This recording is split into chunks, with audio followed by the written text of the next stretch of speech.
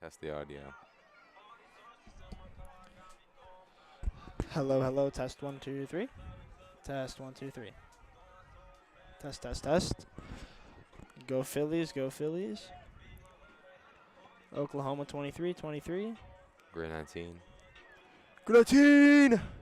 Set. Refs For those looking listening, we are fit and making ready. sure that our audio sounds good.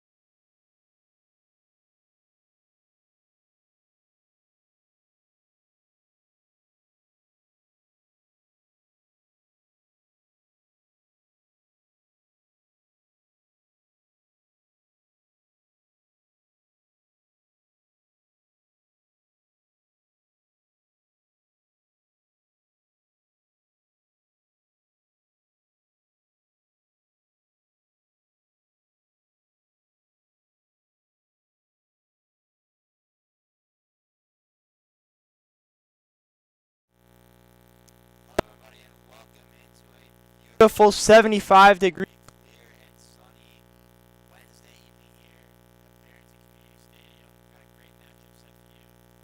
Got the 12 1 and 2 home Barrington Fillies going up against the 6-7 3 Rolling Meadows Mustangs. I'm Bryce Daly. Joining me in the booth today is Charlie Trapp, Jason Zadar, our switching man, and special guest Jonah Burks in the back. Charlie, what do you have to say about this game? Obviously, Barrington Phillies coming in with a strong starting lineup. Got Chloe Gerthy, Piper Lucier, Van Ruppel, Bryce Fuller. A lot of good threats. Unfortunately, the Barrington Phillies are missing a star player, Sarah Tarnowski, due to undisclosed injury. That's going to leave. I'm not going to say it's going to leave a gap in their offense, but it's definitely going to be a missing piece. See if they can figure something out to not replace her, but a real good addition in her fill in her spot, I guess. Couldn't agree with you more. Sarnowski, exceptional forward for the Phillies.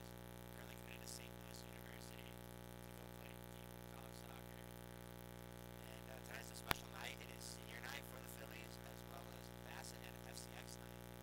That is being hosted here tonight. And it looks like the team being set. They take the field.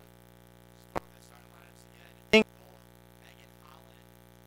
Starting at the back, Avery Sanchez, Annie Tarpey, Hannah Blue, Jasmine Fertig, in the midfield, Caitlin Taylor, Chloe Gerthy, and Maddie Zebarth. Up top, Grace Fuller and Piper Lucier. Early on, you see a interesting kickoff formation from the Rolling Meadows. Yeah, seems that the wingers are very wide, almost out to the touchline. But as you mentioned, 75 degrees, clear and sunny, a slight 7-mile-an-hour breeze.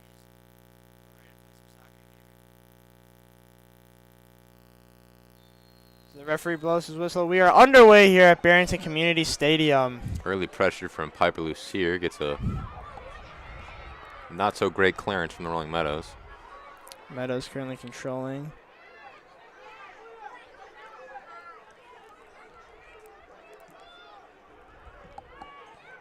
Some good combination play to start from Meadows here is Chloe Gerthy with a girl on her, able to get around her. They battle for it. Played ahead. Lucier will.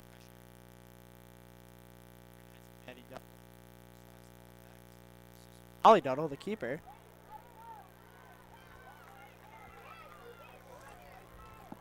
So it is out for a corner kick.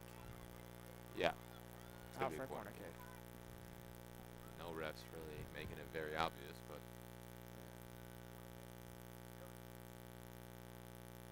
It is Piper Lucier. The kick. She sends it in. High kick. Bouncing around. That will be cleared by Michaela Jackman, the senior of Meadows, also the captain. As you mentioned, the captains of Barrington here, Roos Van Ruckel, Sarah Sarnowski, who is out with an undisclosed injury, Caitlin Taylor, Maddie Zebarth, and Annie Tarpey as well. So there's Avery Sanchez making some moves in the corner. It'll be out for a Phillies free throw, or throw-in. Wrong sport. free throw. Just I love Bronco basketball so much, can't get it off my mind. This is going to be a clearance by Meadows here. Controlled by Maddie Zebarth at around the 40-yard line. Back to Zebarth. Zebarth controls, finds Van Ruckel at the center back position. Out wide to Gerthy. Gerthy to Fertig. Fertig in the middle, finds Caitlin Taylor, or Annie Nice through Tarpey. ball. Is Fertig on the wing. Fertig dancing with the ball. Tries to cut inside, just can't get past her defender. But the re-pressure is good as she wins the ball back. Puts a half-hearted cross in the middle. That will get bounced out. And Meadows looks to clear.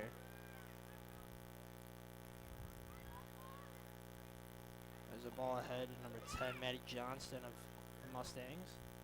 Full back. Johnston in the middle. Still Johnston. Pressure by Lucier. Nearly forces a turnover. That will.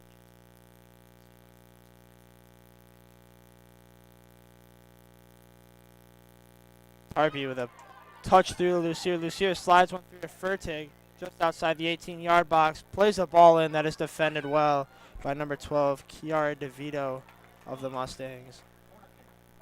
Few minutes in here, Charlie. What are we seeing?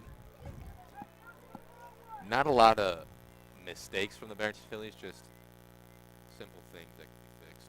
You know, trying to just keep the ball on Rolling Meadows half. That would be a huge help to their offense. So there's a good ball in the middle by Lucier. It's mostly Bouncing possession that around. we're talking about. Possession of the ball is going to win the game. Correct. As there's a good ball to Lucier. The header, and it's in!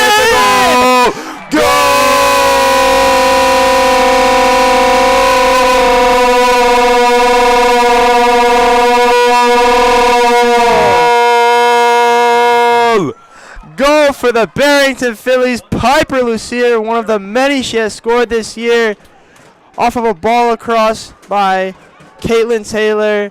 Lucier gets her head on it, slots it into the upper left corner, past the keeper Molly Duddle, and we've got a 1-0 lead here for the Phillies. Great play right there. Great job sticking with the ball, continuing to keep the pressure up, and the Mustangs find themselves down a goal. Just a testament to what I said. Keeping the ball on the Mustangs half is going to win the game. Just making sure the ball is always relatively in the center of the field, making sure that goalie is uncomfortable. That's going to open up, as well as another key point, making sure they're not sitting on the ball and waiting for that perfect shot. There's a foul drawn, number 20, Grace Fuller. Going to be on a free kick for Barrington on the 30. Deep clearance from Fuller. Come to the feet of Rolling Meadows. Ball bouncing around. It's air pass. Well defended. Back to Girthy. Girthy, the sophomore. One of the few underclassmen who find themselves in the starting lineup. One of the notable ones, Avery Sanchez, playing at the right wing position today. The star freshman. It's here, just very at the top of the screen there. Right by the 50-yard line. The sister of D1 soccer player Ellie Sanchez's son. Head football coach Joe Sanchez. The daughter of Barrington gym teacher. Mrs. Sanchez. Wendy. As you see with the ball now near the midway line. Ball over the top of Frank Meadows.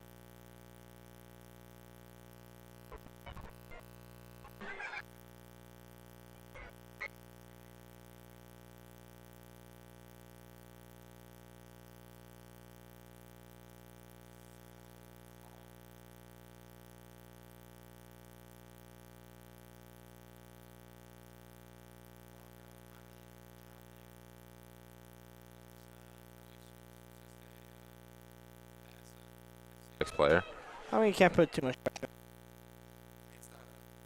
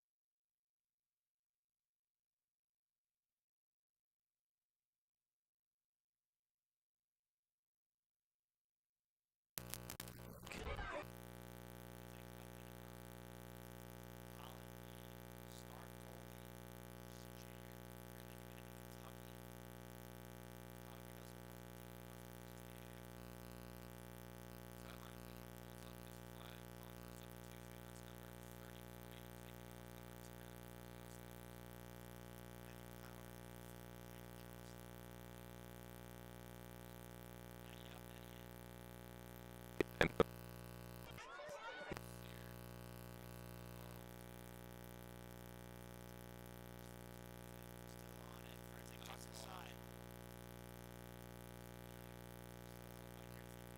Great. In the middle, Steve Barth switching the touch and control. Now wide to the overlapping blue. Blue with a cut inside. Sanchez beats past the defender. Sanchez to the end line. Ball in the middle. That squirts through, and it's in for a goal. Avery Sanchez. Goal!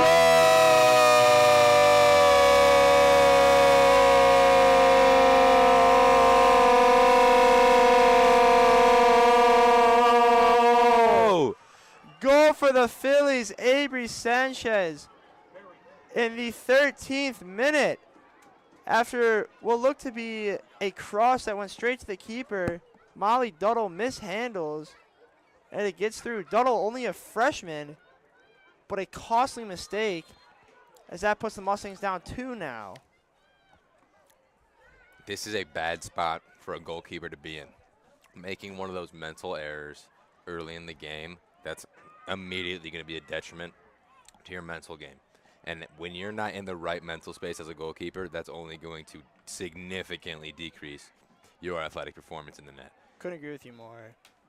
I mean, confidence is everything when it comes to sports, soccer in particular. Knowing that it's a longer game, fewer stoppages, you know, it's very the game doesn't really stop. You know, in football, you've got timeouts. You're constantly subbing the offense, defense off the field. Basketball, you've got timeouts. You've got quarters, you know. There's substitutes, all there's that. substitutes. Soccer is much more of a free-flowing game. Very and so unique. if you lose your confidence early in the game, it is very hard to get that back, especially as a keeper. You're essentially back there all by yourself. You don't have a coach right next to you. You don't always have your teammates next to you. You have to pick yourself up. That is one of the hardest things to do as a keeper. Not only do you have to ensure that you, the keeper, are in a good spot mentally, you got to make sure that your team is in a good spot. When you yourself make one of those big mental errors, you got to let your team know, hey, we got to come up from that. That's a simple mistake. Forget about it. Long game ahead of us. And it's a goalkeeper's job to make sure the team is coordinated and in the right headspace. If the keeper is not in the right headspace, it's hard to do.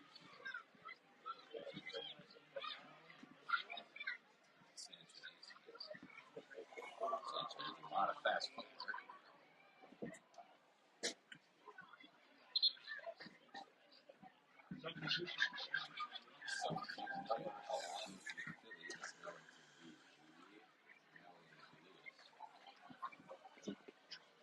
I'll get in trouble. You need to blame it on me.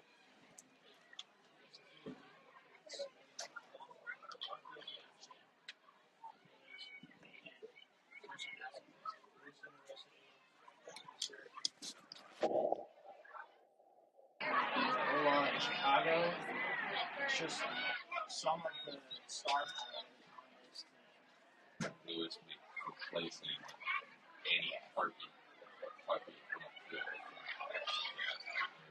Down that probably 5 feet than it is. surface is much easier to play on.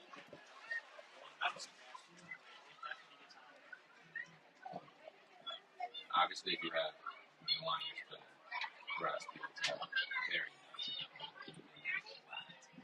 good grasp. But at a high school level, how much use these fields get, it's hard to just grasp them. Well, as I think many soccer games, 10 out of 10 grass.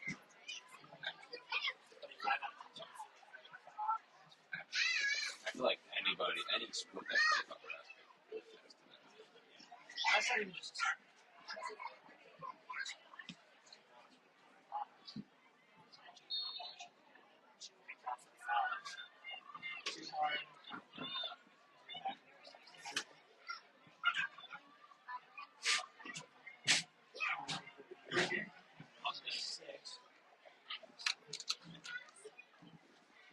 Yeah.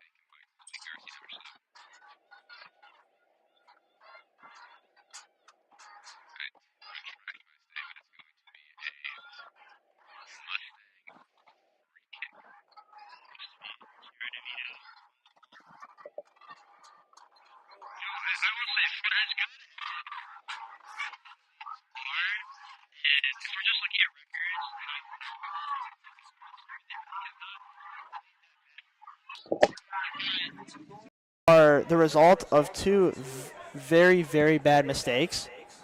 And, you know, the first one is Piper Lucier's unmarked in the middle. As there's a ball in the middle here, that's Madeline Lewis with the ball. She'll swing it wide to Sanchez. Sanchez, top of the box. Cuts to the right. Takes a shot, a deflection that goes wide. Would be a goal kick. But great play there by the freshman looking for his second goal. Back to what I was saying. The two goals, just simple mistakes. First one, Lucier is left unmarked. Whoever the center back or outside back of Rolling Meadows is should have had her marked. Yeah. That's when you're wide open like that, you're expected to score. Nothing the keeper can do about that. The second one, however, that one is on the keeper. A ball that's right to your hands, you should be gobbling that up. You should not be letting it squirt past you. You should be grabbing it, going down, and redistributing it. And because of two simple mistakes, now you find yourself down 2 goals less than 20 minutes in. What an interesting use of vocabulary in those last couple statements. And the corner kick is going to be off the field goal post. Reminiscent of Cody Parkey. Chicago's Bear fans wincing at that. Yeah, I saw that and had to take a second to clear my mind.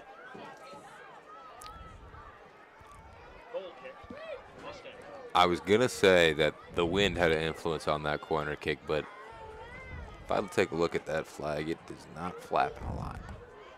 Maybe slightly. Just a misplaced shot, or a misplaced corner, I guess. Mustangs trying to build on the back here, but that is squandered by the Fillies pretty quick.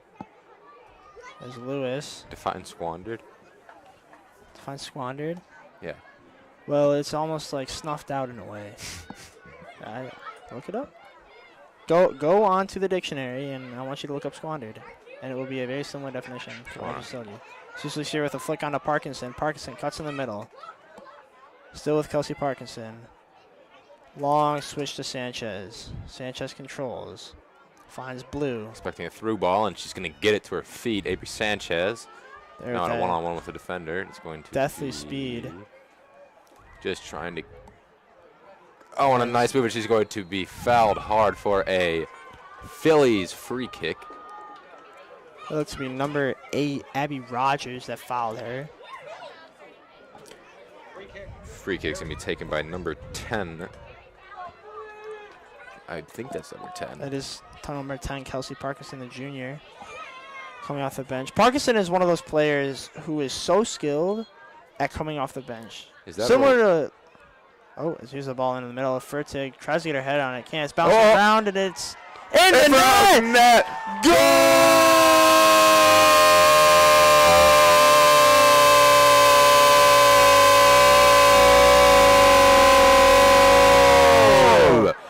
Goal! Goal for the Phillies.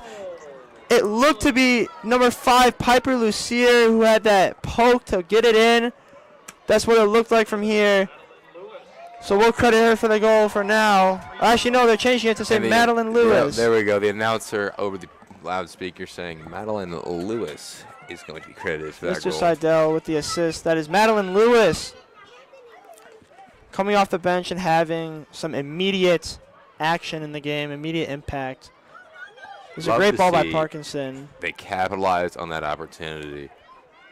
Just a well-placed free kick and just enough mayhem in front of the net. Too much for the goalie to handle. Just a well-placed shot.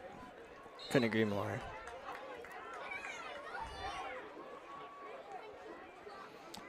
That's going to bring up a Mustang free kick.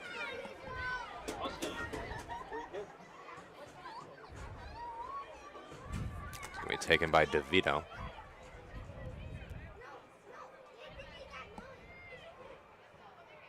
And they're going to charge for the net now. So that is Megan Holland hauling it in.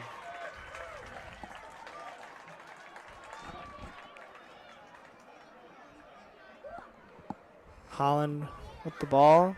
She's looking to punt. It's a high booming kick at about the 50. Flicked on by Zebarth. Lucier just can't get the control, but she does And get the gets it. pressure on. Forces Abby Continuing Rogers to back. press. And they call a Whistle. handball off of Lucier. But again, that's that great pressure. That even if you lose the ball or have a bad touch, you continue that pressure, keep putting it on, and you almost force a mistake there. And that's just unlucky. The ball bounces up, hits her hand. But, you know, it's stuff like that that wins you games, you know. They're up 3-0, 20 minutes in, and they're playing still just as hard as they would any other game. For a little flashback back in the stream saying Ryan using the word squandered, we just received a important text message from Mr. Rob Stadler saying squandered as in wasted, and then used in a sentence, squandered the opportunity. Thank you, Rob Stadler, for the definition. Seems I need to work on my vocabulary a little bit, read a dictionary. So there's Sanchez with the ball, tries to slide it through to Parkinson, doesn't go anywhere. It's going to be Peyton Ulrich to recover. Ulrich plays ahead. It's controlled by Lizzie Adriano into the middle now. Pressure from the Phillies. Girthy. It's going to bring up a Mustang throw-in off of Gerthy. At the That touchline. throw-in's going to go straight to the Barrington Phillies to number 12, Mrs. Bruce Van Rokel. It's going to be off of Van Rokel for a throw-in for the Mustangs. And at the touchline, looking to check in is Sophia Furman. And that also looks to be number 24, I believe. And these stands are actually quite busy for senior night for the Barrington Phillies tonight. Correct. So there's Girthy, the long clearance. So Phillies clear their zone. Lucier, hard pressure. Able to tap it out, as it will be a Mustangs throw. But again, that's what we were talking about, that pressure by Lucier. Constantly running, Just attacking the ball. hard play. Good passing around for the Barrington Phillies, clumping up the Mustangs. That's what you'd like to see. You'd like to see that movement on and off the ball. Just see a lot of these black jerseys wide out. Got some options. It's going to bring up a Mustangs free kick. I'm not sure what the call was. Taken by DeVito. It's up in the air. There's a good turn, but read beautifully by Maddie Zebarth as Lucier plays the Lucier. ball down, and Parkinson trying to get there, and she will get a touch on it. Parkinson Will to she the end get it line. before the end line? She does, but it's going to be hauled in by Duddle. Just too heavy of a touch. And it is going to be reversed to a goal kick from the sideline official. We do have a slight depth perception issue from the box. Obviously, the side judge has a much better angle than us. Just slightly. But coming in for the Phillies, number 17, Maddie Martin-Johnston. Taking off Avery Sanchez. And then also coming in is number 24, Gabrielle Masterson. And number 15, Sophia Furman. Taking off Maddie Zebarth. Hey guys, I just wanted to jump in here because I don't know if you guys saw, but Emily Lewis, the senior goalkeeper, was just warming up behind the Barrington bench. So we understand it's senior night, so obviously all of the seniors are probably going to get to come in and play. And I believe she is out there right now. She is out there right now, yeah, correct. So it's a great call by Jason. It's our special reporter. big substitution if you guys were looking downfield. So, Thank you, Jason. but excited to jump in here to hopefully get on some goal calls again. Exactly. Our goal calls. Just having some fun up here in the press box. We are. Well, it's easy to have fun when you're up 3-0, and it's not even the second half yet. When you have the talent that the Barrington Phillies do, it's hard not to have fun. Obviously, on the field, they're still trying real hard. Definitely that 3-0 doesn't mean anything. It's still 0-0 in the mind of a Barrington Philly. I'll be honest, I don't know what the Mustangs are trying to do right now. They really have no direction in their play. They just seem to be kind of aimlessly kicking, not really knowing where they're going with the ball. You know, like that play right there. There's no need for that. You don't need to boot the ball. You just make your teammates run after it, get more tired, and what do you get from that? Nothing. It's just a goal kick, and the Broncos have or the Phillies, I should say, have a chance to retain possession now. You know, it's when you're down 3-0, it's hard to keep your composure and keep your confidence as a player and as a team. But it's something that you just have to learn how to do. And that is what separates bad teams from okay teams from good teams, but more specifically, good teams from great teams. Courtney Lynn, substitution, taking off. This would be Caitlin Taylor. Believe that would be a good guess. This is Caitlin Taylor. Number 12, Caitlin Taylor, is now off the field, replaced by Courtney Lynn. I wanted to jump in on your guys' thoughts on the current situation for Rolling Meadows. Reminds us a lot of, I believe it was the Prospect game that we last covered, and of course, we saw how that ended. I believe that was 6-1.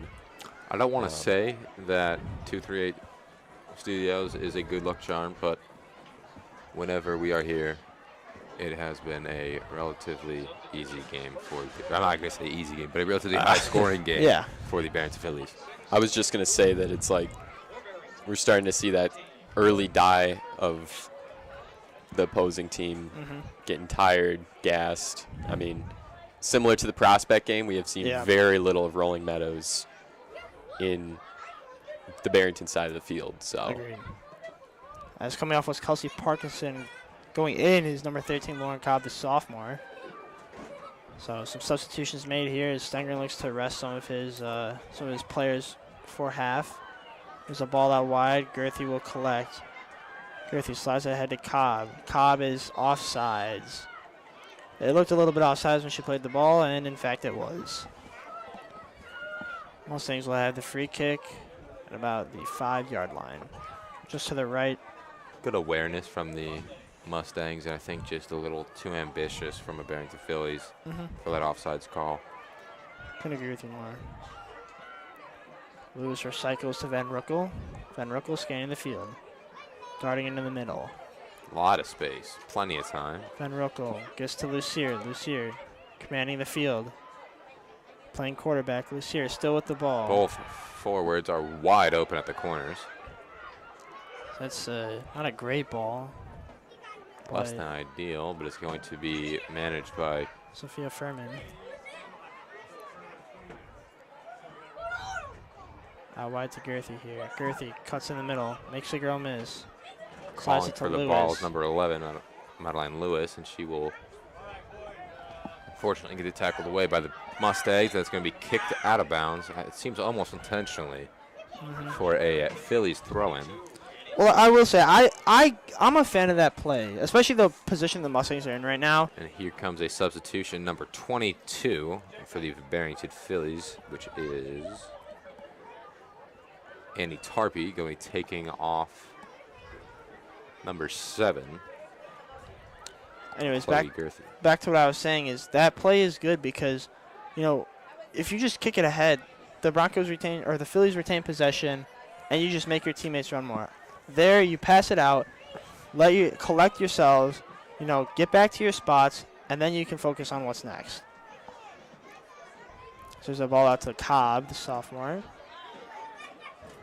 Cobb surveying. To Tarpey now by the corner. Tarpey crosses it towards the net. And it's going to be managed by Duddle. That was a dangerous play by her Seems like she center back. dribbled it off the ground. I'm not saying that the Phillies had an opportunity there, but a little bit more pressure on that goalie, and I think another mistake could have been drawn out. Well, it seems that Duddle, whatever confidence she had, is just kind of completely gone now. You know, and it is hard to keep your confidence. You know, you're down 3-0, still 10 minutes to go in the half. I mean, you're just fighting to get to halftime at this point. And it's hard to, especially as a freshman starting at varsity, it's hard to keep that composure. But that's something that comes with experience. So, you know, in the next few years of her career, she'll learn how to manage that, especially through situations like this. As there's Cobb, beats a girl. Cobb, ball into the middle, and it will be cleared away. Duddle has not a lot of help from her defenders, as you can tell. It takes almost always, consistently, it takes almost 2 Mustangs to simply just draw a pass from the Phillies. Agreed. And I think there's been a few plays. A few minutes ago, there was one that Peyton Ulrich had where Tarpey played the ball into the middle, and she just let it bounce in front of her. Didn't even, you know, make an attempt on the ball. So he's loose with a header. So and that's Courtney Lynn. She scores. Oh, it's going. It is good. It's being ruled a goal. Is he calling it a? No, the referee waves it off. It looked to me that he was waving it off, and in fact he has. He is waving it off. It's going to be a Mustang goal kick. No, free kick. I believe they called Courtney Lynn offsides there. Oh. After okay. Lewis tried to slip her in with a header. I believe you're right. That If would only be, we had some replay, huh? That would be the correct call. I think it was a offsides into a free kick. Coming 2025, we will have replays. Don't you worry. So that's the next step of the production. We've got the graphic. Hold on. We got a lot more steps than that. We got Maybe we have a few more. First, we got to get another perfect camera. audio, Perfect audio. Get another camera. on-field cameras, bigger switcher, someone dedicated to running all this, and then I think, and then we can talk about replay. In the future, we will have replay. At some We need point. a on-field crew, just a camera, or at least one camera, and then we need someone who could do some interviews. I would love to see that, especially at halftime. Oh, we do have big things in the work coming next year. There's Lauren Cobb collecting. Cobb able to get around her defender, step over, and it will go out of bounds. She's For out a of the control. Mustangs goal kick. We have fun things planned in the future here. First, we got the first park down. I believe The I on-screen see graphic. Matthew Wu Oh, that is in fact out Matthew on Wu. the Opposite side of the field, I do see him through chilling the over there. binoculars. with a camera in his lap, getting some top-tier shots. He's probably going to make a amazing video for the Barrington Phillies. Another thing we wanted to point out was there is a big production going on here. We don't know. There is some sort of production. You can probably see them Every on the once in a opposite while, side. There on the track, it seems to be one large waist-mounted camera. And then closer to us, we also have a monitor right below us on the track, closest to us. Seems like a pretty At least. professional crew. We were though. saying possibly an IHSA production because they've only been following the Phillies.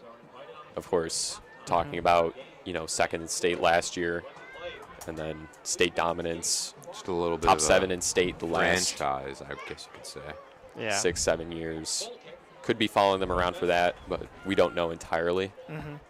They don't have any branding or any shirts on that would hint to us otherwise, and we don't see a van, any marked van at least, out in the parking lot. We would like to give a special shout out to the Barrington Education Fund. They will be here at some point tonight to give us some coverage. We want to give a special shout out to them and all the great work that they do. So here's Cobb, ball into the middle. Lucier controls. Lucier back to Lewis. Ambitious shot that just goes wide.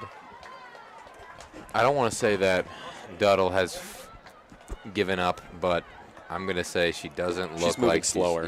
Moving slower, not making a huge effort to stop that ball. I mean, obviously, press box got a lot of depth perception. It looked pretty close, but Yeah. if I was in net, I'm going to at least try and dive to make sure it doesn't go in the net. Agreed.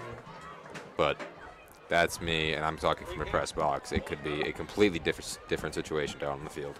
Well, again, that goes back to the confidence thing, She loses her confidence, Maybe if it's 0-0, maybe she's making a little more effort for that play, but you just never know. Under 4 minutes and 30 seconds remaining. I mean, is there anything that the Rolling Meadows team can do at this? I mean, not really at this point, but there's maybe next half. You're settling, taking a shot. Oh, Upper bins and just over. It's a great play, though. Able to stop on the ball right there, stop on a dime. I mean, top the 18. Speaking of aggression, like I was saying, I mean, is there really anything that's Rolling what Meadows could the team Mustangs do? I mean, try and prevent that. She stood there for about a solid second and a half before taking that shot. Not a single Mustang within about 5 yards of her. Just complete isolation. They're tired. That close to the net. Definitely. Yeah. But, I mean, it's at this point, it's just what can they do in the second half, I would say. I mean, 3 minutes, 40 seconds remaining, not exactly a good amount of time to start or have any momentum right now. But Well, I mean, I would say right now, look, they're just trying to make it to halftime. They're trying to not concede another goal before half, go into the halftime with the score where it's at, and they'll figure it out from there. If I was the coach, if I'm Mike Drenth right here, I'm telling my players, look, it doesn't look good, let's be honest. It doesn't. It's 3-0 down. We haven't played our best, but there have been moments. I've seen a few times throughout this game where especially the Mustangs forwards and a few of their midfielders are able to control the game. They're able to play around the Fillies a little bit. I'm talking about Maddie Johnston, Eve Kakavetsis, Lizzie Andriano. Some of them have been able to play around the Fillies a little bit, but there's just kind of a disconnect between the entire team. They're not all on the same page, it seems. But I would tell my players, keep working hard. Chances will come. We just have to up the pressure. Keep the Fillies in their half. We can't let them control the ball. Because when the Phillies control the ball, they almost never give it up. As it's just so hard to win against a team that has such good possession, but that is how you do it. I also think it may be a conference thing. I mean, of course, Barrington's definitely at the top of the MSL right now, 4-0 in conference, while Rolling Meadows is sitting at, I believe it's 3-4-2. Yep. So, I mean, more conference games, yes, but it's you could say that it's the conference, not the. Also, strength of schedule. I don't know if you guys already brought that up, but. Well, I mean, the tough part is the MSL, when it comes to girls soccer, isn't really the strongest. Barrington is the clear favorite in that conference. Outside of that, Fremd kind of competes.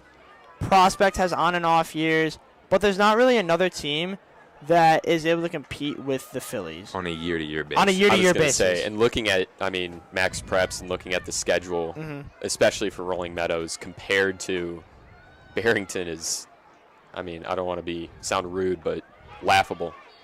Yeah. It's mostly MSL opponents, whereas you go to and look at Barrington's schedule and you're seeing a complete opposite of that. You're seeing all over the state. You're seeing Naperville. You're seeing, I believe, West Valley. It's big soccer schools, and you can also tell the girls for Barrington. They've been destroying in conference, whereas they go outside of conference, they're facing harder teams, and the scores aren't nearly as wide. The differential isn't nearly as wide. I mean, closer games, 2-0, 2-1, going to shootouts at 0-0. I mean, Yeah. I mean, like you said, you know, but I think that makes them a much better team. Oh, yeah. Especially in terms of, I mean, ease of conference and whatever. And as the final minute ticks down, just under 30 seconds left in this half, I guess the Mustangs are just trying to prevent a goal at this point. Yeah. In these final seconds. I mean, Jason, like you said, you know, and this is a thing that's been brought up before about the strength of the schedule that the Phillies play and who they play. There's not really any competition in the MSL, so they have to go out of their way. You know, they've got to play St. Charles. They've got to play the Napervilles. You know, they play Hinsdale Central. They've got to play out of their conference because that's where they get the competition. But here we are. The clock ticks down. Strikes 0. The Phillies head into half with a 3-0 lead. Goals from Lucier in the 4th minute, Sanchez in the 13th minute, and Lewis in the 21st minute. Here on senior night, it is still a beautiful night. And we've got halftime coming up, and we'll be back with you guys soon. About 10 minutes.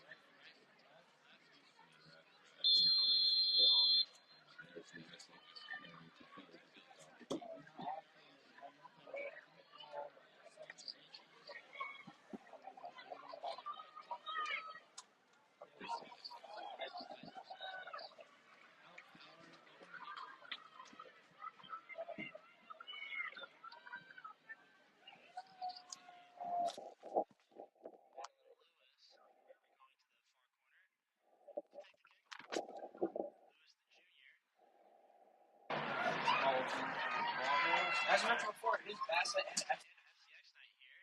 The Phillies hosting the recreational organizations.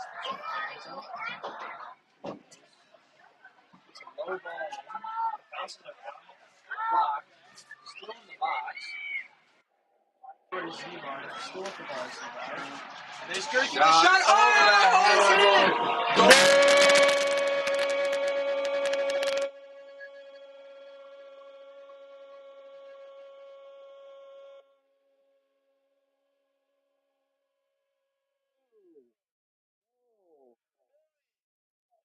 Into the second half, they start strong right away. That looks to be 21 Caitlin Taylor to the fourth of the game, and the Phillies lead 4-0 here. Just a minute in the second.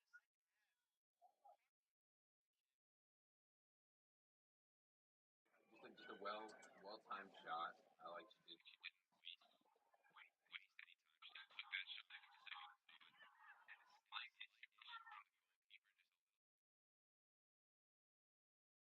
Saying that she's short, but the height didn't help. Being farther back on the down arc of the shot was a little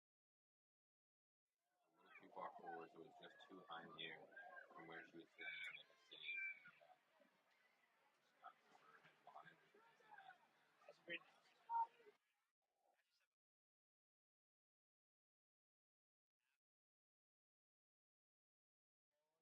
Which was definitely your fault. The other two, maybe you could have done something.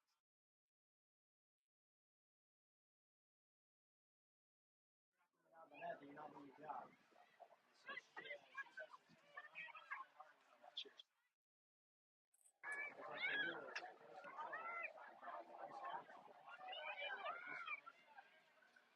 See what pressure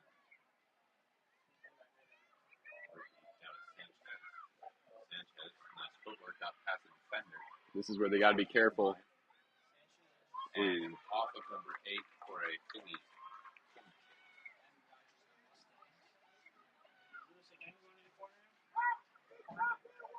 Yeah, a little bit of danger with that Mustang.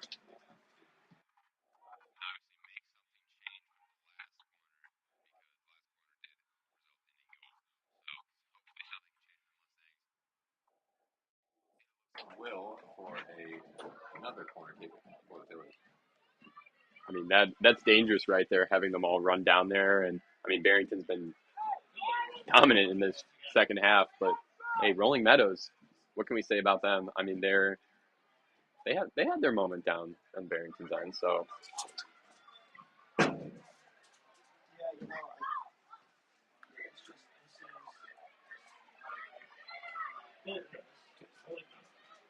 Muffin kick, nothing. Just outside transporter. Wow, I mean, at this point, it's not even an issue of effort or who wants it more. It's just Barrington is simply the better team. And that's being shown right here when you can see a minute into the second half.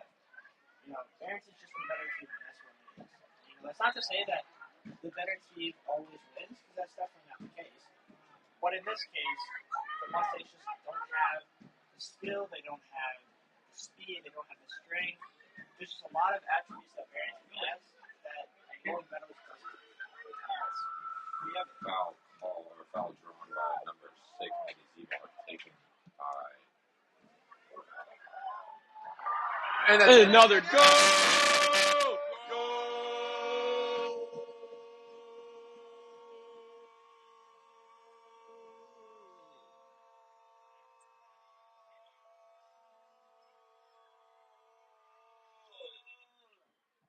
goal for the Phillies, their fifth of the game. I mean, is it ever going to stop? Are they just going to keep They're scoring? pouring it on. Oh, my. They really are. Wow. Didn't take the foot off the gas even a little bit of that. Just right out of the gate swinging. Trying to dominate him. This is exciting. Oh, my. Final home game of the regular season.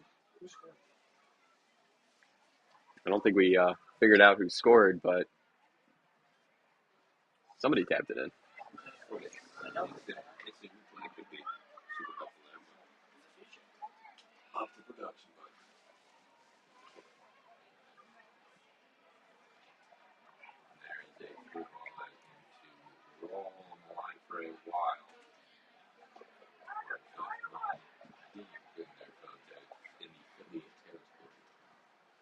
I mean, 2 goals in under 5 minutes. Rolling Meadows, what's going on? They're really lost. When they started the game, they didn't look terrible. They had some good moments, and they kind of worked themselves and had the Just taking a look at their offensive strategy, once they do get the possession of the ball in the territory, there's not a single white jersey storming towards the net trying to open up and make something happen for the ball carrier. I was going to say, I feel like they've primarily focused on their defense, but their defense has not been good. Yeah, obviously, they have to change something. The best defense is a better offense. That's my favorite thing. Well, I mean, that's another thing I was going to bring up is, like, in the last 2 games that we've broadcasted, Prospect, of course, that was a blowout, and then this one. I mean, I'm not going to call anything yet.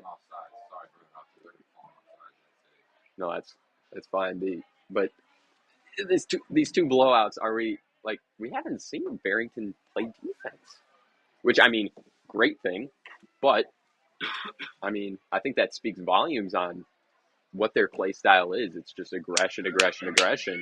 But pointing back to these out of conference games, against these, big time teams, Hershey in conference team, but these are, 2-0 games going to the shootout. They obviously play good defense. They keep it close. It's good and bad to play a game where you don't have to play defense. It's good because, you don't have to play defense. You don't have to worry about getting scored on, generally keep a clean sheet. But it's also not good because it doesn't give your defense a chance to learn or develop and have chances. Because the only way you get better is by experience. You don't have the experience of defending. If you're just beating up on, teams that are underperforming or don't have the power or star power to beat you, you're not learning anything. You're not getting any better. You're going to, stay the same. And that's why the Fillies often. There's a steaming shot. Just wide. I love to see it. Early in the season, I was complaining about how logical Phillies wait on the perfect opportunity to take a shot. And clearly, something has changed in the coaching program because they are ripping shots from far out, from unguaranteed angles, people in the way, and it is clearly working. Ooh, this is another one. Taylor in the middle, she shoots it. Swallowed up. Well, I think what you're saying, that's a testament to the coaching ability of Barrington. He's built a championship caliber team for the last, 5-6 seasons. That's what they've been. They have been a championship caliber team that has been able to compete in every game they play. Yeah. Definitely. I don't know if we're gonna segue off that, but going back on the defense, I mean, I don't think you can say they have bad defense because they don't play it. Because obviously they have close games that go to shootout, or it's just a 2-1, 2-0 game. Sanchez offside. As I was saying, I mean, you can't say they don't play defense. You can't say that they're not good at defense. They obviously have great defense if they're keeping these games so close against formidable opponents. Yeah, I mean, if they had bad defense, I also think it may, I don't know what, their external practice is. Like, do they watch film on the other team? But, I mean, if it's not a team that is good, are they saying, hey, great chance to practice our offense, great chance to practice our aggression? I mean, we've seen this twice now with Prospect and Rolling Meadows. They don't need to play as safe. That's what I should say. Well, not only is Stingler but they bring in a third-party trainer, Kevin Clark, that they break with fitness. He is a madman training and speed and agility. He does a job very amazing, as shown through very high endurance level, high stamina, high speed. Their case of play is a testament to the coaching staff, and especially Kevin Clark. I mean, just to go back to that, playing defense and The Phillies have won 6 of their games by at least 4 goals. That is crazy. But how many have those been in conference? Well, I mean, At least 2 we know. Then again, most of them have been in conference, right? Like, all of them. But outside of that, you look at they beat most of them. That's a big one. They tied St. Charles North, which is again they probably should have won, but St. Charles North is a very good opponent. They tied Hinsdale Central, so they found some success outside of conference, but I would say the record is definitely inflated by playing in this. And that's not a knock on the talent that the Phillies have because I was gonna say you have consecutive state, appearances. It's you can't make the assumption that they're not playing better, good enough opponents to affect their record. It doesn't matter how much you beat up on in-conference opponents. You don't make state semifinals or state finals multiple years in a row by just beating up on those in-conference opponents. The Phillies have immense talent. They have a great coaching staff. They have all the things that make good teams good and great teams great, and that's evident by the product that they put on the field. And I think it shows, too, in how, I'm guessing, IHSA schedules these games. Because, again, look at Rolling Meadows' opponents compared to Barrington's, and it's night and day, especially looking at records. So, I mean, they're scheduling Barrington tougher games for a reason. Yeah, and I think that's good. You should be playing teams outside your conference, teams that will challenge you to grow and be better as you progress through the season. So you are slicing the defense. I think that's 2 consecutive offsides calls we've gotten. Very excited. I was going to say, senior night, they're excited. They're scoring a lot. I mean, 2 in under 5 minutes. I'm not saying this. Let them get away with it. I'm not going to say it's offsides for the offsides, but they hate the speed that the Phillies are actually. They're just, I guess, outrunning the defense. It could be just very intelligent play from the Mustangs, but from what I beg to differ. And there's another offside. It's a great way to scoreboard. Yeah, but I think it's just the Phillies are getting ambitious and just outrunning these defenders, and that's what's drawing these offside calls. I mean, you want to talk about speed. The matchup all night of Avery Sanchez on the wing against Peyton Ulrich of the Mustangs. I mean, Avery has been Look at the size difference. I mean, yeah, you look at the size difference. Avery is so much faster than her. She's so much stronger than her. She has just been, running past her like it's nothing. It's almost like there's not even a defender there. I mean, watch this. Speaking of devil, Sanchez, and now she's going to take off running. I mean, Sanchez, I just look at that. Look at her. And then she's available for a pass. This may be dangerous here. There's Taylor. We saw this last time. Ooh. And just a muffed pass right there. I think her foot hit the ground before the ball. But that's the thing. The Phillies are just more athletic, it seems, than the Mustangs. And again, that might have to do with they're more conditioned, definitely. They're definitely more conditioned. Kevin Barkle, but from Breakaway Fitness, he's a monster. He conditions them hard. The training regime that Stengren puts these girls through is very intense. It's a lot of running and a lot of working on your physical attributes as opposed to your skillful attributes. Yeah, and I think we're going to – sorry to cut you off. I was just going to say I think we're going to start to see another instance of starters being pulled right now because I think we just saw Sky Lundy come in right now. So play in front of the net. That is Sky Lundy, you're right. Trying to make an impact right away. But that's the thing. It is senior night. You're up 5-0. You would expect to see a lot of the seniors come in here and get some good playing time, especially the ones that don't play often.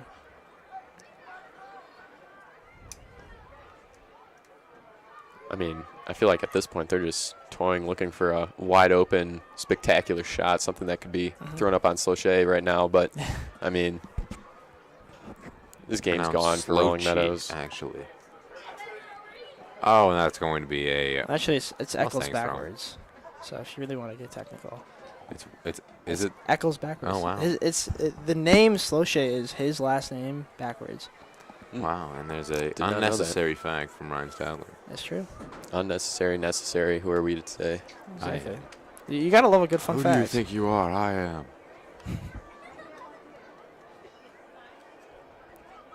Throwing for the Mustangs. To the feet. Ooh, right in the mouth. Caught her high. Oh, they call a handball, I guess. Interesting call. And there is a tumble from DeVito. pops up. Seems all right. No injury. That's good to see. I Looks think like another thing to point out, besides just pure athleticism and endurance, that was a very There's good a ball in. high cross through the hands of Duddle, but she scoops it up, manages it.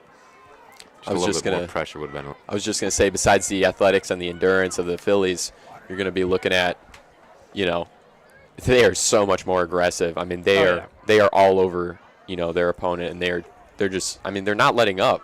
Yeah. They're attacking the ball. I mean, look at this twice. Yeah, I mean, you just see Destroying the there's- ball wide That's a open. center back Oh in there, my- and she and it's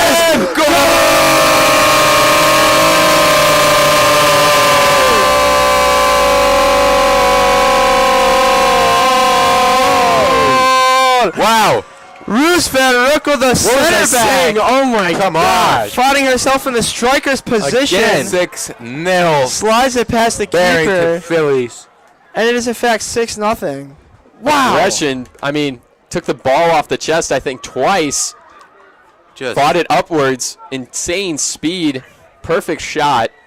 I think the Phillies are doing exactly what the Mustangs need to be doing, and it's following the ball to the net or just in towards the Phillies territory.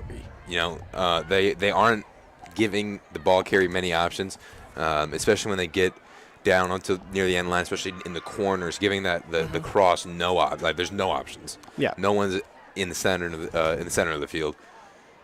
I mean, look here, one player, and Yeah. easily controlled. Well, that's the thing. I mean, it's hard to, you know, keep that intensity when you're down 6-0. You're not even halfway through the half. Yeah. You know, you still got. I was going to say, there's 24 minutes left, Yeah, and we already you got know, 3 goals. Oh, my. You just lose kind of the will to play because what is there to play for? You know, It's not worth it. it's really not, and that's the tough part as an athlete when you are playing in a game and you're just getting beat up on, and there's nothing you can do about it.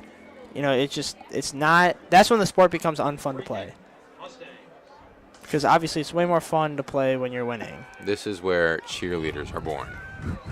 Okay. That was said by Charlie Trapp. Quote it. Okay.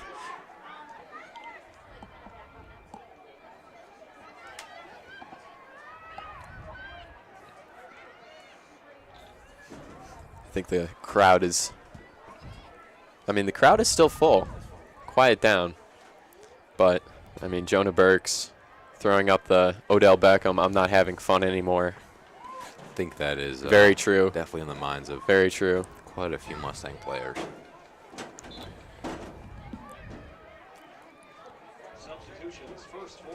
And number 22. And if you look up in the Annie corner, Tarpey is going to be taking off. if you look up in the corner, you can probably see what John is trying to portray right now. Yeah. Annie Tarpey is going to be replacing, I believe that's Maddie Zebard. Perfect description of current mood for Erling Meadows, I'd say.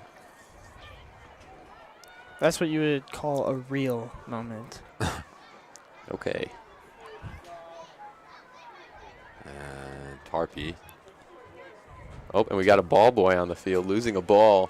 I don't think anybody saw that on the down opposite towards side. Emily Lewis, the goalkeeper. No one saw it. It's because they are lollygagging on the track. This is why we need to have only hired ball boys instead of the volunteers from the Bassett Foundation. Come on, they're just Yeah. committing all sorts of tomfoolery down there on the track. Ooh, Oh, and there's once a again, pops right back up too. tough fall. Physicality. No foul, just a tripped up It's on good her own play feet, out I guess. there. That's the sophomore Sky Lundy. And a substitution. Piper Lucier is going to be taking off, I believe, Hannah Blue. That is not correct. That It's is Chloe Gerthy. That would be the correct call. They have the same colored headband. That's They do. that's where I got a little mixed up. Different color shoes though. That's how I tell. Once again, I mean, Rolling Meadows just lets the ball just dribble into their half all game, And now and then they can't Phillies they can't throw-in speed up to get to it. deep in deep in the Mustangs territory. Well, that's the thing we were talking about. You know, it's what is there to play for? You're down 6-0 now. You know, it's hard to keep playing like that. There's good play by Taylor to try to keep it It in. is going to try a corner kick, I believe. Would have thought it would be. A goal kick, but I guess it was deflected off of DeVito. I mean, another thing you can see here is just, Barrington is up 6-0, and they're playing like they're down 1 goal. Lucier's And there's taking 20 it. minutes left. I Exactly. mean, what are you? If you're Rolling Meadows, what are you doing? Lucier down to the They have a smaller corner team for too. the I corner think we got to kick. point that out. I think they only have They do. 5 girls on the bench right now. So, Yeah. I don't blame them. Keeping up Yeah. with this Barrington team is probably exhausting. Oh, yeah. Lucier in the corner, lining up. Here come the Phillies storming the net. It's in the air. It's a good ball. And it is in the hand, Tipped. bobbled around from Duddle Got and out. the defenders. Blue down to Lucier. Lucier. Lucier Let her cook. towards the end line. Very calm. Off the feet of number 4, Peyton Ulrich. And for another Phillies corner kick taken by Lucier again. Yep. Assuming it's Lucier. going to be a very similar strategy. Yeah. And here come the Phillies storming the net. Lucier, ball's in the air. Decent ball in the middle. And That's it's going to be handled nicely, Very close. but it's going to Yeah. be off the feet of Hannah Blue, that out was of bounds. Ruse for Van Rocco. Ruse has played so well today. She's got the goal that made it 6-0, but also with an assist. We'll go back in the quick game summary. Or the Phillies, I should say, opened the scoring in the 4th minute with a goal from Piper Lucier that was assisted by Caitlin Taylor. Then followed that up by a goal from Avery Sanchez in the 13th minute that was unassisted. Then Madeline Lewis with an assist from Kelsey Parkinson in the 21st minute. If I could change anything for this Mustang team, I would change the formation they're in. Mm-hmm. 4 defenders. Ooh, and you just see 4 of the Mustangs, put their hands on their knees and look down. I mean, they are gassed. Yeah. Well, it's hard to keep up with a team that's still giving 110%. And they're up 6 goals, Yeah. It's Just the freshness demoralizing. of the subs. Stengren knows that. This is going to be a goal right here. Knows who's tired, who's not tired, who to sub in, who not to sub. And I mean, yeah, the pace of the Barrington Phillies is I mean, they're still nothing but going. whack. It's ridiculous. The pace of play that the Phillies can keep up, even through the dominance that is this Tripped up. 6-0 game with still 20 minutes left in the half. Mm-hmm. Now sending out 2 more It's going to be Courtney Lynn and substitutions. Kelsey Parkinson. And there's going to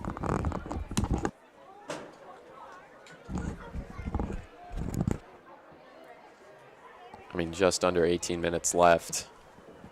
Rolling Meadows gone game. Duddle. Scoops it up. I mean, yeah, not yelling at all. I mean, I can Yeah. hear the Barrington goalkeeper Emily Lewis screaming, coordinating her teammates, and just nothing from Duddle. It's just very, very quiet from the Mustang into the field. It's over. Well, this is a performance that you'll want to forget, and that's one of the things as an athlete that you need to be able to have a short memory. You have a bad performance, have a bad game. It happens to everyone. You just Great got to be able to words. shake it off. Great words Yeah. of Ted Lasso. Yeah. You got to be like a goldfish. Goldfish. They got what is it, Exactly. 7-second memory. Something like that. Yeah, so just leave everything in the past. Yeah. It's nothing you can do to change it now. So just focus on the rest of the game. And it doesn't seem like the Mustangs have watched much Ted Lasso. Let's be honest, though. This is a massive mismatch. I mean, Barrington ranked number 7 in state, possibly could be higher without that singular loss. Yeah. Rolling Meadows, 161 in state. Yeah, I mean, just goes to show the difference in quality. I mean, look at this. It's just The Barrington Phillies are jogging, and they are significantly outrunning these Mustangs. I mean, yeah, the Mustangs are probably gassed. They're demoralized. And the Phillies just don't care. They're just still playing their Yeah. game. Another significant ranking. Nationally, the Phillies are ranked 66th. For Rolling Meadows, they got 4 numbers instead of 2.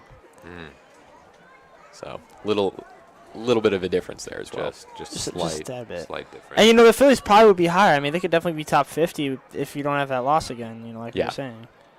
I mean, just look at the history of the Phillies, and I think that can just single-handedly help out the ranking every year. I mean, they have competed at state or in the state tournament, I think, every year for the past, 7 years? Yeah. 7 or 8, It's just an incredible history for the Barrington Phillies soccer team. And, I mean, yeah, they are constantly competing for a playoff and a state appearance, and that boosts their rank significantly, obviously. And I know we were noting it, MSL dominance for the Phillies. I believe 6-1 against Prospect, and now 6-0 Rolling Meadows. But looking at Rolling Meadows, this isn't the first time they've been blown out. Wheeling, just a couple weeks ago, 7-0 win over Wheeling. That they blew out Wheeling? No. Or Wheeling blew them out? They blew out Wheeling. Well, I mean, doesn't seem that hard. Barrington blew them out 9-0. Good point. I mean, Lost to Palatine, though, 5-1. And you look at the difference Close there. game with Conant. Yeah. But, 2-2. Barrington, against that same Palatine team, and beat them here's 6-0. a nutmeg for number 12 on the Phillies, Bruce Van Rokel. And, of course, a Schaumburg loss, 5-1 for Rolling Meadows. Tied Prospect in double overtime, 0-0. Barrington, of course, blew them out a couple weeks ago. Yeah. It's just a hard foul on Van Roekel.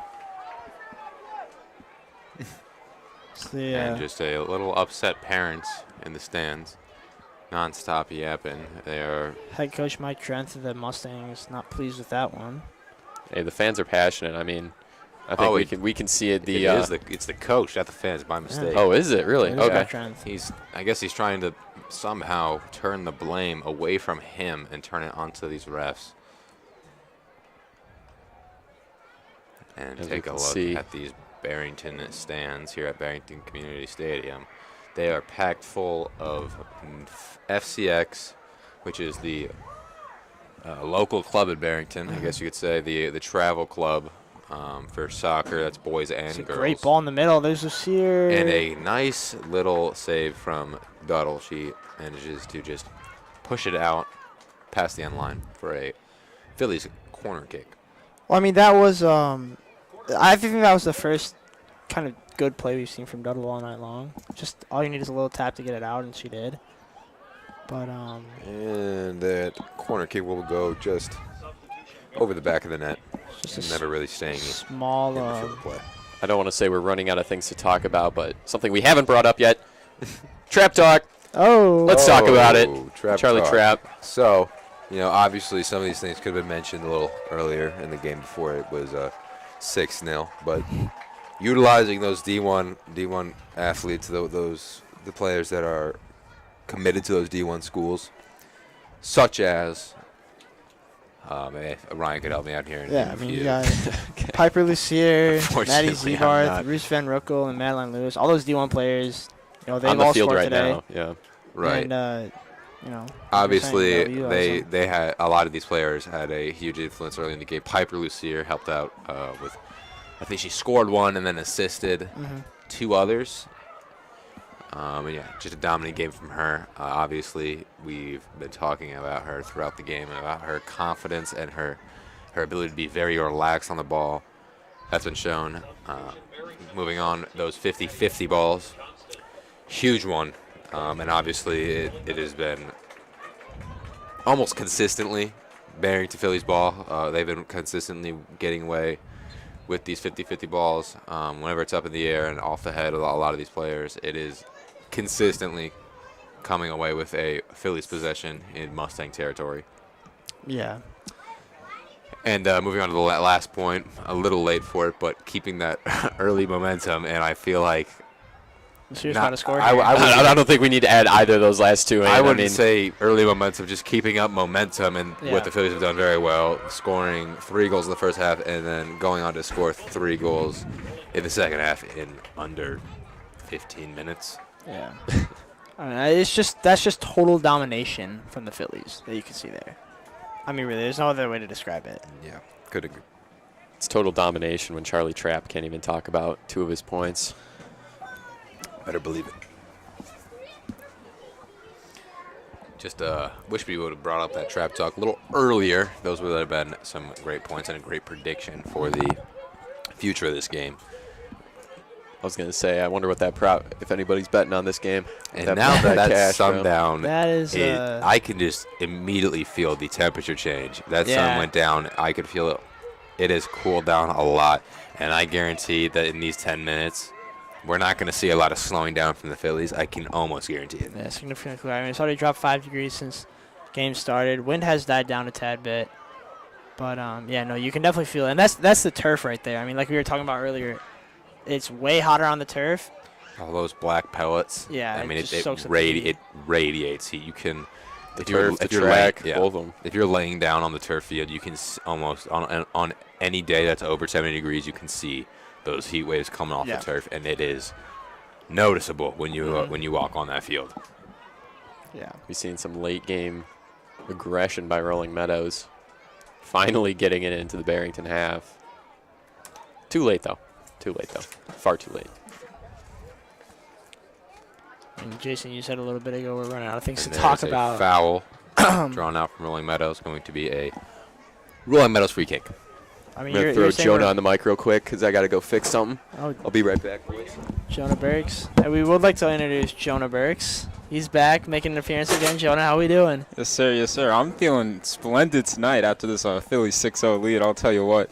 I mean, constantly on a blitz, relentless on the attack, and I'll tell you, you guys have done a beautiful call in the game. It's been a pleasure being up in the booth with you guys. You know, I do Jonah appreciate has the kind words. no inexperience when it comes to commentating. He was our main commentator for the Barrington Broncos basketball, boys basketball, and he did a absolutely outstanding job throughout the whole season. Here comes Piper loose here towards the end line with some pressure, and those Barrington Phillies are flocking in the net and just couldn't make it happen. Yeah. It's going to draw out a Mustangs goal kick. I mean, you know, Jason talking about earlier, we're running out of things to talk about. I got a statistic here, pretty crazy. Over the last 15 years, over 26 girls have gone from the Phillies to D1 soccer programs. That's not to count the D2 and the D3 players, which have been many more.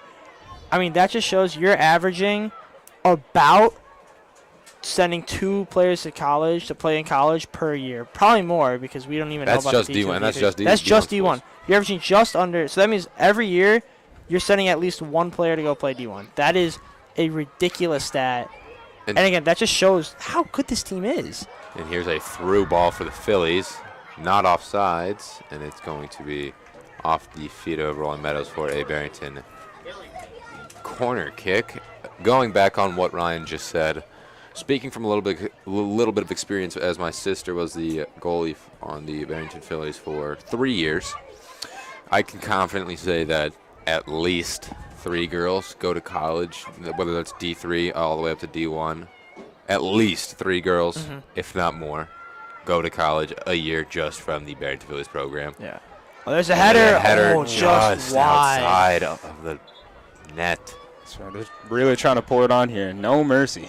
I love Wow. it. I mean, the Barrington Phillies did not take the foot off the gas at all. I mean, going back to what on that trap talk, keeping that early momentum. I mean, it looks like a first half team still. These Oh, yeah. Phillies look like they did in the first half, minus some slight defensive mistakes. But you know, obviously that's expected when you can play this confident when you're up 6-0. That you can play more aggressive and let these defensive mistakes happen just a little bit more because you have the opportunity to give up a goal and not worry about it. Exactly. I agree with that. I think it's one thing. I mean, they just come out and play with such swagger, such intensity. It's like, you know, they already feel like, you know, they got this game. You know what I mean? Yep. Like, especially what you guys alluded to earlier, you know, going over the MSL West play, you know, what they've been able to do, not just this season, but in past seasons. I mean, they just come in with a sort of moxie that just exuberates throughout the whole team. They're just able to just fly out of the gate. I think there's a kind of a brand that goes around, or not a brand, but a Term? no, just there's a vibe that goes around with the Barrington Phillies that they are going to be dominant every year, and the Phillies know that they have that. They come on this field and they know that they are the bad bad kids on the block. I mean, you could know, say they have are- aura. Exactly. I Yeah. could say they have aura. They come on the field and they know that they are the favorites to win almost consistently, and they consistently show it. Well, I mean, how does that play into, confidence? Obviously, it makes you confident knowing that you're pretty much the best team every time you step on the field. But how does that come when you play a team that's as good as you or better? Do you get too cocky to the point where you can't play your best? Do you, raise your confidence every time you play a better team? How does that affect your play style? Right. Obviously, playing with confidence is a huge, huge thing. You've got to play confident, or you're not going to be playing good, right? You have to be play with confidence. You cannot be overconfident. Jonah, you got anything to add? I mean, I would just say I think the players just buy into what Stengren's program has been able to do. I mean, for the past few years, obviously, sending them constantly, consistently to state. I think that the players just buy in, and based off of, obviously putting in the work in practice, I mean, and then obviously you have MSL games like this that obviously are huge confidence boosters. I mean, especially for the offense when you're able to put pressure in. I think in those out-of-conference games that are close, that's really when the defense tightens in, when you have more back and forth here. So I think just overall, again, they schedule, the harder out-of-conference opponents to really strengthen up their defense and the whole team. And then, I mean, these games are honestly like you can almost do a little bit of testing here. Mm-hmm. Power up the offense. Really, play with pace. Again, practice the things you're trying to implement. For later on in the season. Yep. I mean, you hit the nail on the head right there. I think perfect it's analysis. I couldn't have said it better myself.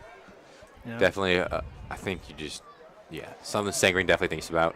Especially, he's also not only developing these ideas that they are trying in practice, but developing these young players on the team. When you're dominating these games by this much, you're able to, obviously not tonight because of senior night, but you are able to start putting in these younger players and risk them making mistakes because you're winning the game, but you can still put them in and give them some in-game experience, give them that development that they need, because all these young players, they're not going to become obviously these key starting players that you need them to become just from sitting on the bench, right? You gotta find time in the season to play them. As there is I believe a flat 6 engine just goes flooring by the press box. Sounds beautiful. I'm gonna trust you on that analysis, Trav. That's pretty good. Sound like they were doing felony speeds. This is gonna be. I'll tell you who hasn't been doing felony speeds this game. It's got to be the Mustangs, who I couldn't say it better. Opposing to their name, the Mustangs. You think they would come with some speed, some bravado here, but we just seen the Fillies just like we said, multiple times before on a blitz. Yeah, I mean, for being named after a sports car, you'd think they'd have a little more drive to them, but they really don't. If I'm not mistaken, I would guess that they are named after the animal and not the car. Yeah. But that that makes would sense. just be They a have guess. speed too, Trav. I mean, Yeah, but the car is named after the animal. So you could, that would be a good point. that's the saying that if X equals X equals X, same thing. It's actually the cumulative theorem. Y equals mx plus Or b. Commutative? I don't know. Mitochondrial pay that powerhouse much of the cell, and that is brought down by Duddle. I didn't pay that much attention in middle school math. Sorry, Dad.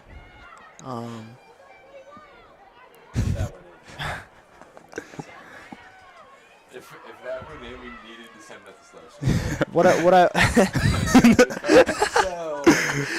What I can tell you though is that the president cannot declare war. I learned that in AP Gov today. I mean, likewise, brother. just a great fact from Stadler. I had to point it As out we right there. need to keep our attention on the field. Obviously, it is a blowout game, but still got players on the field trying real hard. I mean, could you ask for a better senior night result, though? I mean, I mean, this beautiful night. It went from a good day to an even better night. I mean, 70s. It now feels like a high 60s. There's not a lot of wind, so it's not going to be cold on the field, but it's definitely not hot. Oh yeah, I mean this is perfect conditions to play in. This is when Courtney Lynn, wow. when people think of a ideal sport, ideal night for sports, I think this is what they think of. This is a picture perfect weather for soccer. Trap, I believe this is what we call peak right here. That would be good terminology. Peak. Well, here we go, ticking Go speed. under a minute right now. 50 seconds to go. I mean, this game is all but over.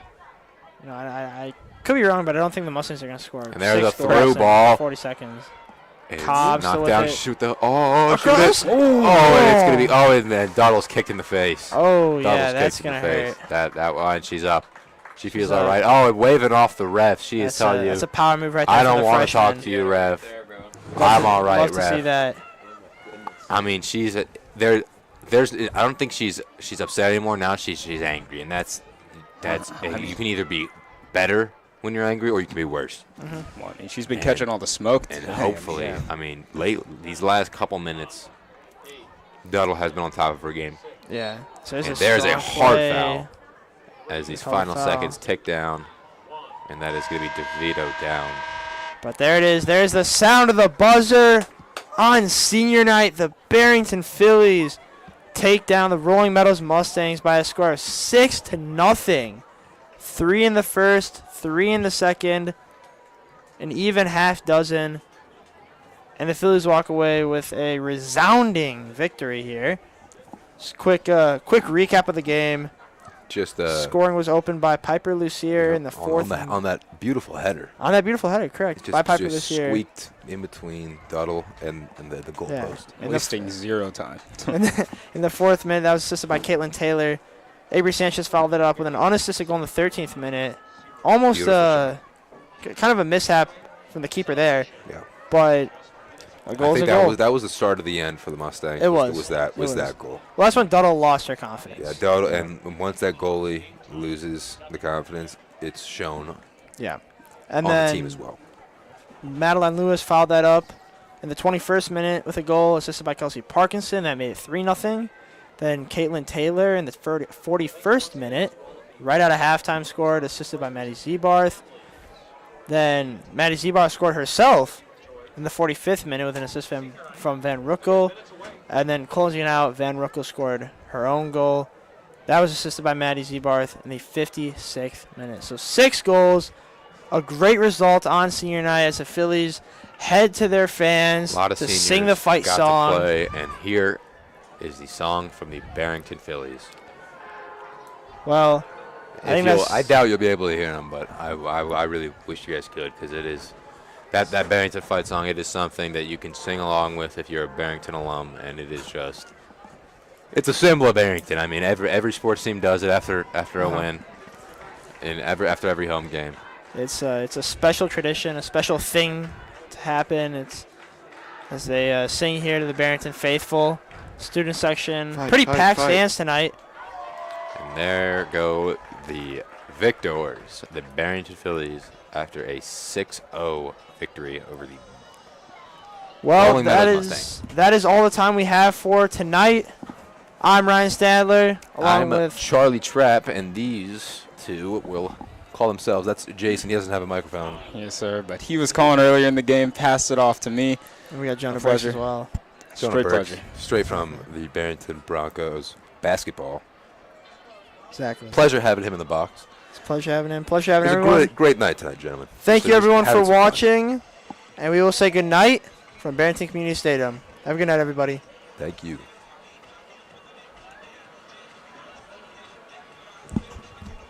We're good. All right, we are.